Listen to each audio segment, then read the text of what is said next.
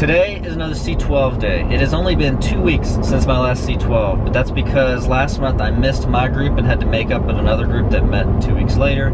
This month I'm back at my group, so it should be a really good day. Yesterday, if you noticed in the video, I was not feeling well at all. Everybody at our house will be getting sick. It is amazing what 10 and a half, 11 hours worth of sleep will do for you. It's gonna be a good day.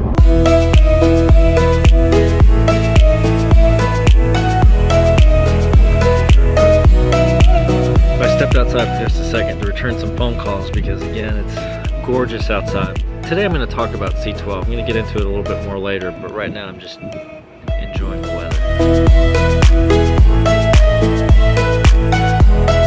So what I want to talk about today is the values that we hold as business owners and how those get imprinted into our business. I just spent all day at C12 with a group of guys who pay money every month and give up a whole day of their month to come learn about how they can better make their businesses for-profit Christian ministries. They do that because they believe that their business is just an extension of their value set. That happens whether you want it to or not. If you try to put a wall up between your value set and your business life, or your value set and your social life, or your value set in any area of your life, that area of your life not only is not going to be genuine, it's going to be less fulfilling than it could be. All right, so this is where I go to church.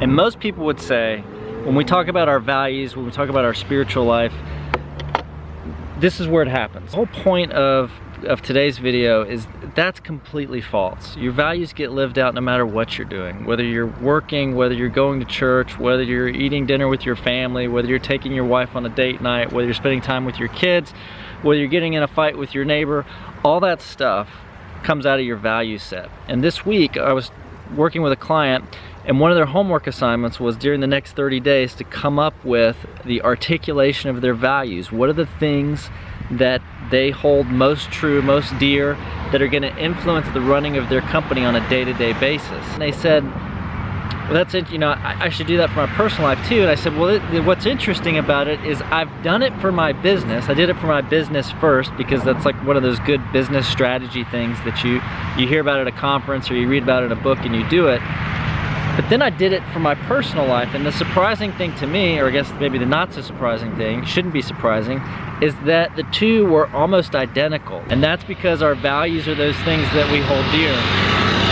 The fact that I want my business to be a for-profit Christian ministry is just an extension of the values that I hold dear and my belief that Christ died for my sins, and I'm here to spread that message and live those values out for other people for His glory. And that's something that I do whether I can help it or not. And I think a lot of people get hung up on, well, if I say those kinds of things out there, people are going to make fun of me, or people are going to call me a hypocrite, because there's this misbelief that when you articulate a value, it believes that you have to live that 100% of the time. That should definitely be your aspiration, but we're all human and we're all going to fall short.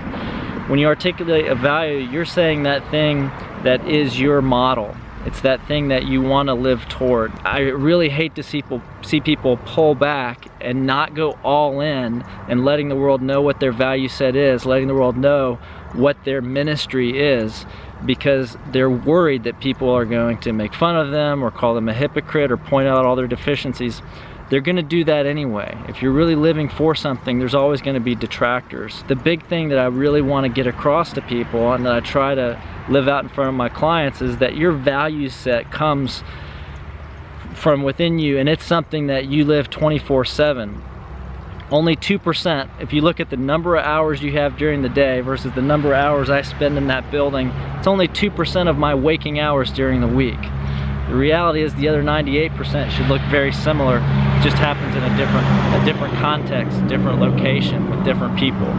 I'll see you guys tomorrow.